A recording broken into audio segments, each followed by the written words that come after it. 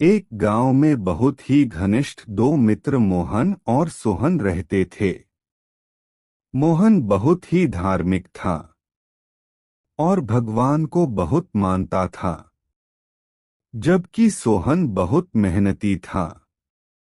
एक बार दोनों ने मिलकर 2 बीघा जमीन खरीदी, जिससे वह फसल उगाकर अपना घर बनाना चाहते थे और शादी भी करना चाहते थे। सोहन तो खेत में बहुत मेहनत करता, लेकिन मोहन कुछ काम नहीं करता बल्कि मंदिर में जाकर भगवान से अच्छी फसल के लिए प्रार्थना करता था।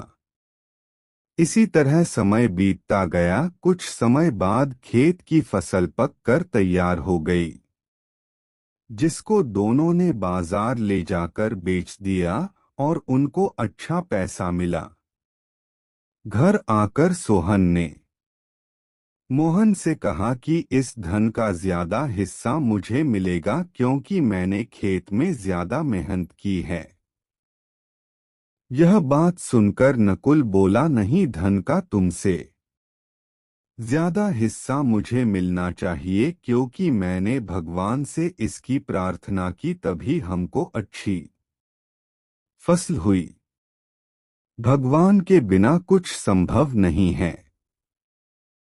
जब वह दोनों इस बात को आपस में नहीं सुलझा सके, तो धन के बंटवारे के लिए दोनों गांव के मुखिया के पास पहुंचे।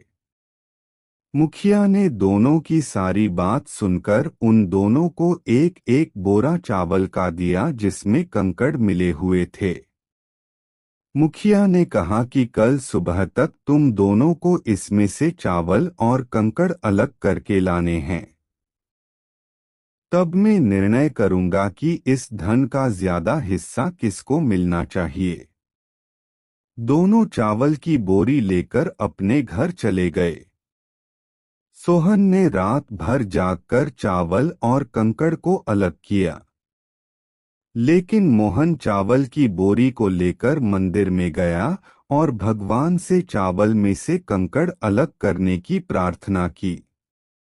अगले दिन सुबह सोहन जितने चावल और कंकड़ अलग कर सका उसको ले जाकर मुखिया के पास गया, जिसे देखकर मुखिया खुश हुआ।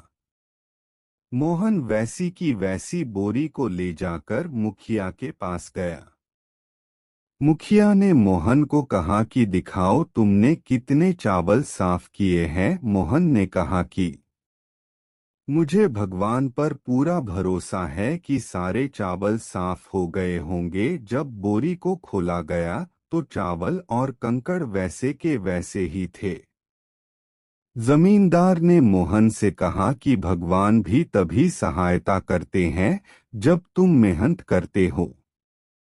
जमींदार ने धन का ज्यादा हिस्सा सोहन को दिया। इसके बाद मोहन भी सोहन की तरह खेत में मेहनत करने लगा और अब की बार उनकी फसल पहले से भी अच्छी हुई।